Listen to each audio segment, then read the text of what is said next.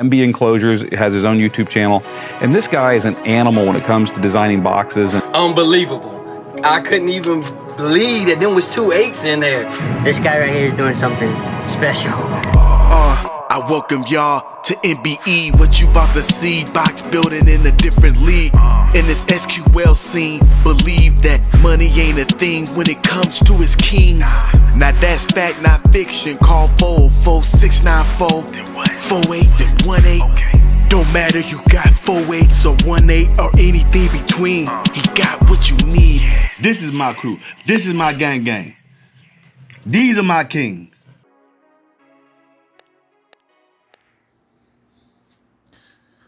Hey, what's up, man? It's your boy MB, man. I know some of you are like, yo, what's this? MTX on the channel? MTX Audio. What do y'all know about MTX Audio? What do any of us know about MTX Audio?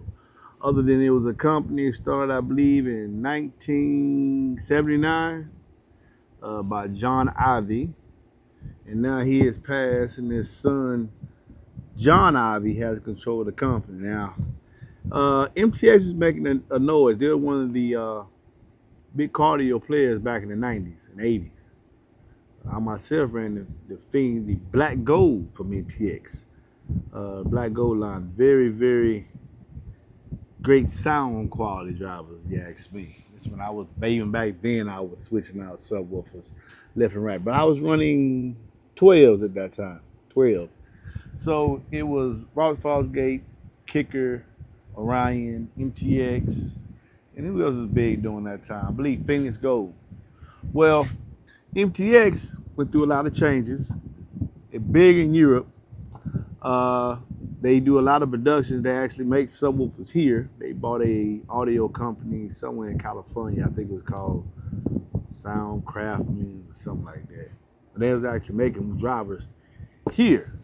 But with the influx of the internet, say back in 1999 when they consolidated everything, they now have acoustic up under their umbrella, which is a very entry-level cardio brand, not really known for amazing output, but just give you something without having to upgrade your electrical system. That was acoustics, I guess you could say, mantra. They also bought Extant, X-T-A-N-T. Now, Extant was making a big noise in the 90s. I think the owner was Jeff Schoon, and he had left PPI. PPI was a big name back then, too. He had left PPI and started his own Extant amplifiers, which were great audio power amplifiers. I believe they were AB design, kind of weird-looking heat sinks, but they were making a big noise, too. Extant even came out with some subwoofers. I think they're Hisklin-shaped subwoofers. Well, anyway, all those companies are under the MTX Corporation umbrella. So they're all under John Ivy's control. And MTX is the cardio line. Cardio, power sports, and I believe they do home audio as well. They build enclosures for their subwoofers too, encapsulated enclosures. But, on my channel, I'm trying to show you something different from what you can see on most social media companies. Reason why I'm bringing you this driver is because when Kicker started their square line, MTX took that challenge on and came out with their own subwoofer as well. They came up with their own patent for their ribs in the corners because they understood and it made sense. Yeah, you can move more air with a square cone than you can with a comparable round cone. Keep the cutout the same, but instead of making it 9 1/4 or 9 3/4 or 9 inches for a 10, I'm just using that as an example since this is a 10 here. Why not we use that cutout and just make a square and get the added 20 to 25% more cone area. So let's unbox this MTX X6510-44. Now how you read this is SB square. I don't know what the 65 means. They have a series like 75, 65, 55. This is the 65 series. This means 10, which is the size of the driver. And 44 mean dual 4-ohm. It comes nicely packaged in a very nice corrugated box, and it has some specifications that we can read here in the back. Mounting depth is 6 5/8. Is the dimensions 10 inches square. RMS power is 500, peak power 1000. SPL watt at 1 meter, 1 watt at 1 meter is 84, but the SPL reading at 2.83 volts at 1 meter is 90 dB, with a frequency response of 26 to 130 hertz. So it's a true subwoofer. The cutout dimensions is 9 and 5/16. So it's the same cutout dimensions that another company uses with their square driver, my beloved Kicker. So let's unbox it. See what we got going here. Now, this is a big company. This is a very big company. Here in the United States, I think they employ, I know the MTX company itself, which is based out of Arizona. And there's a lot of cardio companies in Arizona. I wonder why is that. I'm very interested in why is that. But anyway, I think it's either 700 to 1,200 employees. So it's not a mom and pop shop at all. They're in Europe, they're in Asia, they're in South America, they're in the Philippines. They're big. It's a big company. Those in my demographic, my age group, which is between 68% of my subscribers are in the age bracket of 35 to 54, will remember, particularly those 35, 15 years, 15, particularly those 50 years and older. 40 years and older, remember MTX some kind of way. Maybe their daddy had it or even they possibly ran it. So when you unbox it, you get the cutout for the driver itself. Nice thick corrugated cardboard makes the woofer gets to you. And you get a sheet of paper that says the FS of this driver is 34 hertz. The FS, now I'm reading this right off the paper right here, bro. The FS of this 10 is 34 hertz. That's nice. That means the resonant frequency of this speaker is quite low. QMS 4.75. MMS 219 grams. Deep bass, relatively deep bass. XMAX 15 millimeters. It's nice too. SD 75 square inches.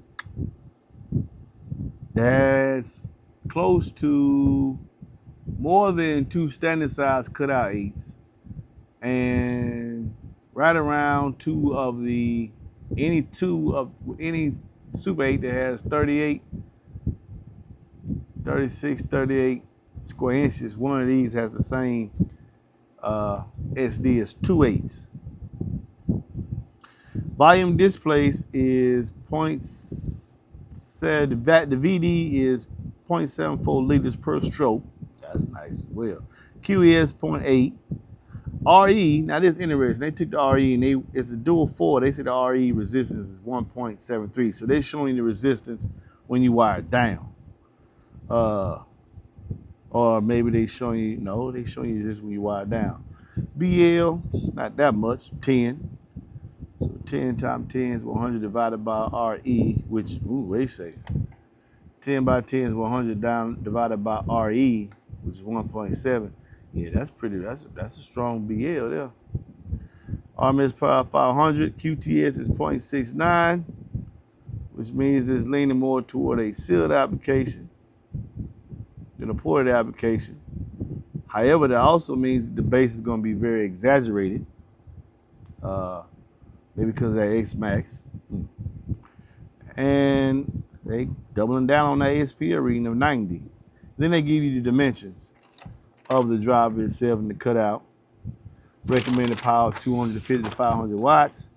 The sealed enclosure, for the best possible sound quality, space is a premium, where space is a premium.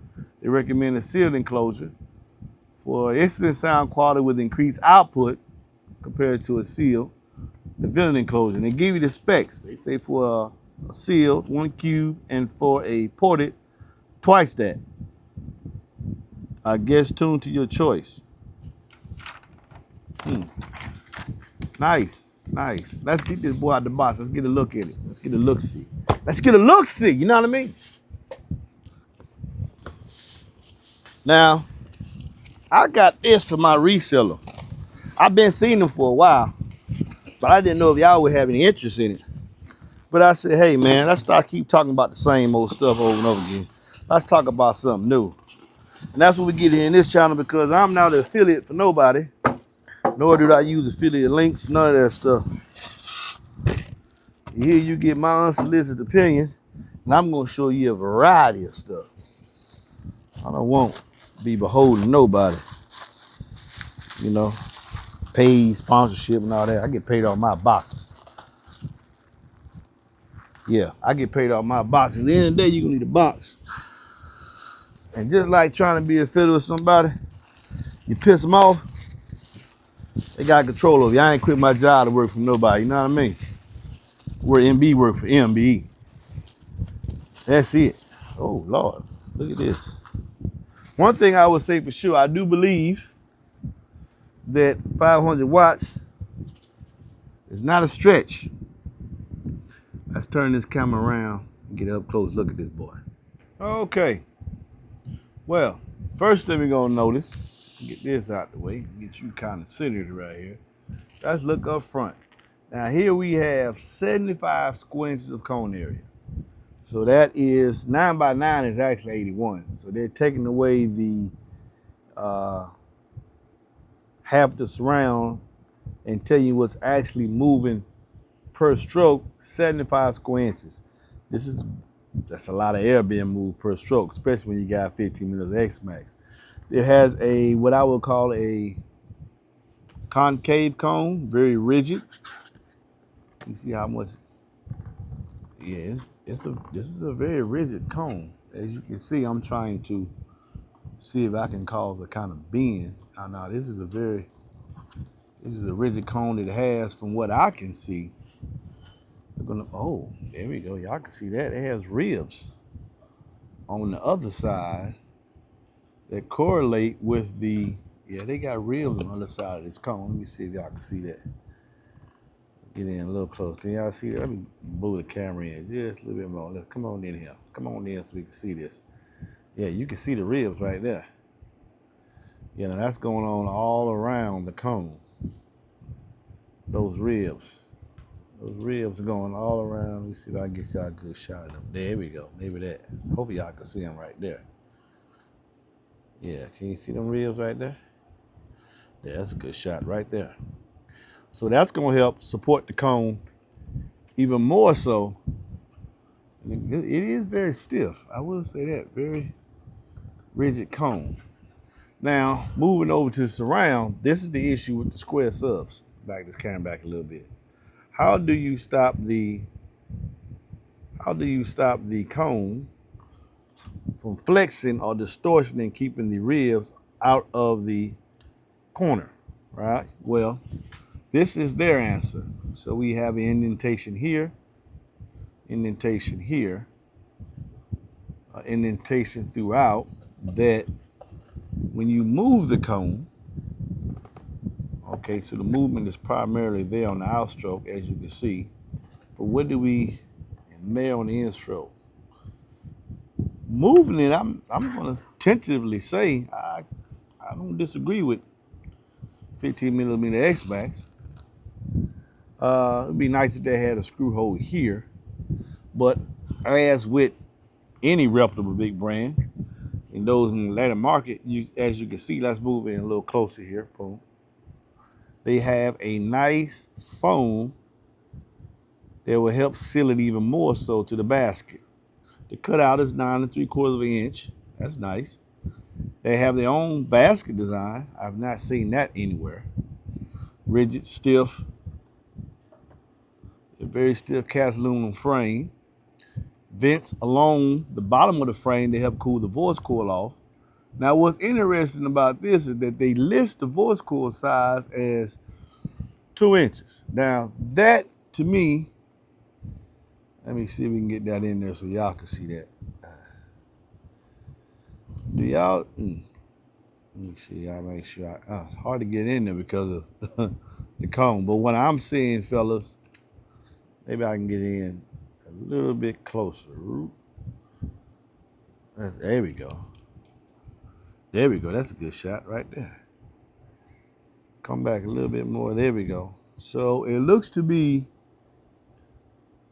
not overly large, not an overly large spider, but I wonder if it's dual. And the tensor leads are sewn into the spider as well.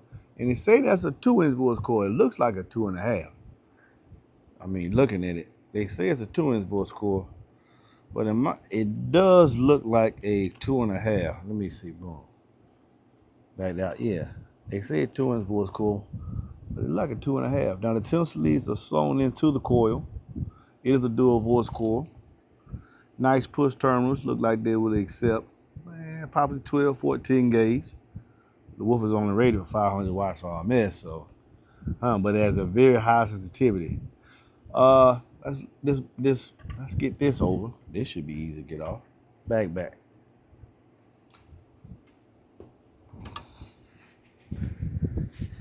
MTX was known, and they are for very high sensitivity drivers. Get very, very loud, very easy. The 95 series is very, very coveted. We have a dual slug motor that's commensurate with what they list. Nice top plate. And there's the top plate visible there. Go in a little bit closer for you. Probably low carbon still there. What's interesting is this back plate. Now, the radial venting on this back plate is to help dissipate even more heat generated from the coil, along with the cooling features that we have on the basket to the top plate. So what I will say tentatively that yes, I do believe this thing can handle 500 watts RMS quite easily.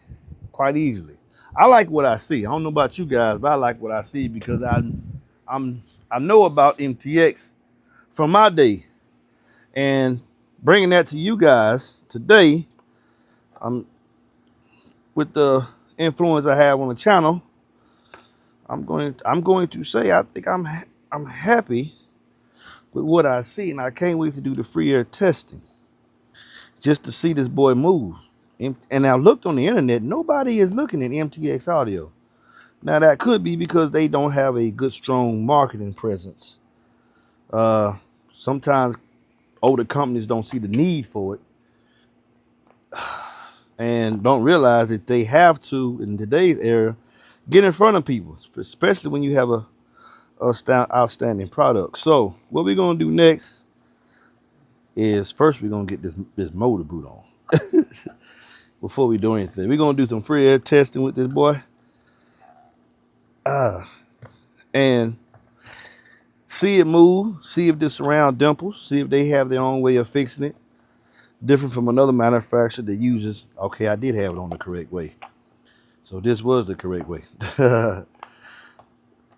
Bear with me, fellas. Bear with me. Y'all know I'm organic. I'm gonna keep it 100% real at all times. We're gonna see how this thing moves under power. I'm gonna have to build in its own mounting apparatus, but we're gonna see what we have. What do we actually have here? In the MTX Audio S6510